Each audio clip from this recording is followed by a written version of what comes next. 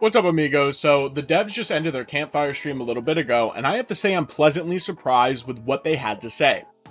Not only did they acknowledge a lot of things they could have done better, but they really opened up more about the future of Diablo 4 and what's to come, and this is something they really haven't done too much of.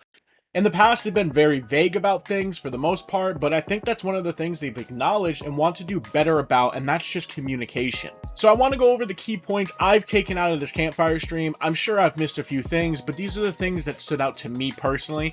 Normally, I would have an entire write-up, so bear with me. I'll try not to ramble too much and get straight to the point so this isn't a long video. So first and foremost, obviously in patch 1.0, everyone had a lot of things to say, including myself even, I think, and what they did acknowledge is that they shouldn't have done it all at once, but the affix nerfs across the board to damage, to, you know, they cut everybody's power in half, and they have seen this, and they know that now people are not really comfortable with those changes all in one go. Instead, they really need to just dish it out over time. I think it's great for the game. I do. I don't want the game to be incredibly easy, but at the same time, you know, it was just, as I said in a previous video of mine, they flipped the game upside down on people.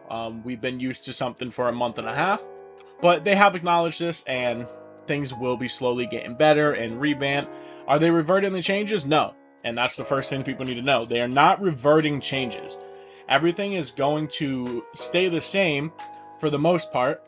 They are evaluating certain things, and I think that's a huge takeaway, and I think it's a huge dub, honestly. But moving on, so they explain again that they don't think it's fun or a good idea for players to be able to sit at a dungeon entrance to get power leveled. They do encourage people to stick with the group and participate with the, you know, with the rest of the group. So I know that's something that was, you know, concerning to people, but they said the XP rates that they're acknowledging and said that it is a mistake.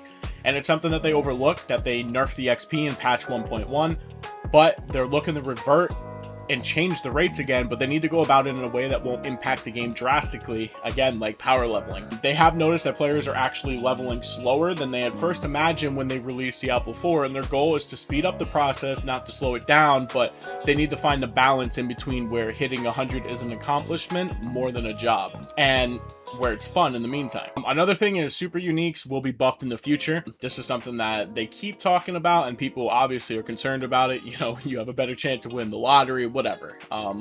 But they do acknowledge that these items are chase items. They're not meant to be included into a build to make the build, you know, work, but to power spike everybody when you get that item. The biggest thing that I would say, the biggest dub about this all, is that mob density in the Nightmare dungeons and certain areas of Helltide zones will be buffed significantly, and the devs want this to feel like it is indeed an ARPG hack and slash game, and they want to provide players a game that lives up to the Diablo name. Everybody likes going in and just clearing out a screen full of enemies. It's fun, it's engaging, and I think the devs know this. So the mob density is something that they're looking into, and Nightmare dungeon difficulty past tier 70, they stated they want to really reevaluate, and they're actually nerfing Nightmare dungeons in a hotfix that's coming out today. So T100s won't feel as hardcore as they are. Especially, this is especially useful to try and counter the damage reduction buffs that just came out. So again, I think this is a huge dub. They also acknowledge that they need to add more content through World Tier 3 and World Tier 4. They need, you know, we need more stuff to do. They know that, and they plan on adding some new activities to do specifically for Season 2. I think a lot of people need to remember that this season was already done. Like, when the game shipped out, the Season 1 theme and everything was already done as well. It was ready just to be pushed. So all of this feedback that we're giving the devs and the, you know, the game itself, and don't get me wrong, like, I do agree, like, there should have been more to do off the jump, out the gates, but you know, at least we'll be getting more end game activities for Season 2. It's a couple months out, sure, but you know, the devs have also stated, like, if you want, go play a different game and then come back. They encourage you to do that. They talked about future itemization and or crafting opportunities, legendary drop rates being buffed from treasure goblins, and campaign bosses having more of a purpose and surfacing, I guess you could say. I'm wording that wrong probably, but my guess is something to deal with season 2 or 3. Personally, I thought that we wouldn't see this till the first expansion, but hopefully it's, you know, a part of season mechanics where maybe we can go and farm, you know, the campaign bosses. This has always been something that I've really looked forward to, being able to refarm bosses for loot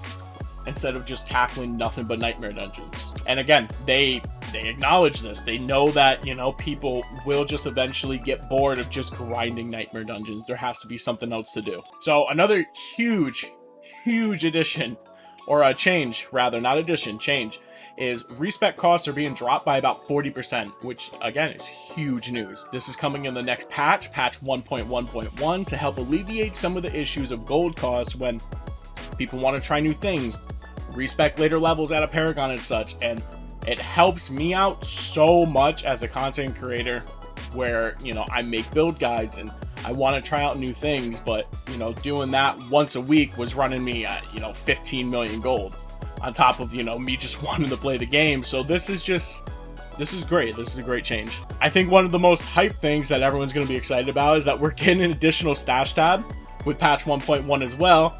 1.1.1, sorry. And, you know, the devs heard our complaints about not having enough room. They did want to remind us, though, that the gem feature going into the material list is still planned for season 2, but this extra stash tab is more than enough to help players out right now. Another thing that they mentioned for patch 1.1.1 is sorceress and barbs. You'll be getting looked at specifically to target the known issues of like lack of build diversity now and power survivability. Something they emphasized on a lot is looking at the aspects specifically. And to, you know, to finish this up, again, I probably missed a few more things.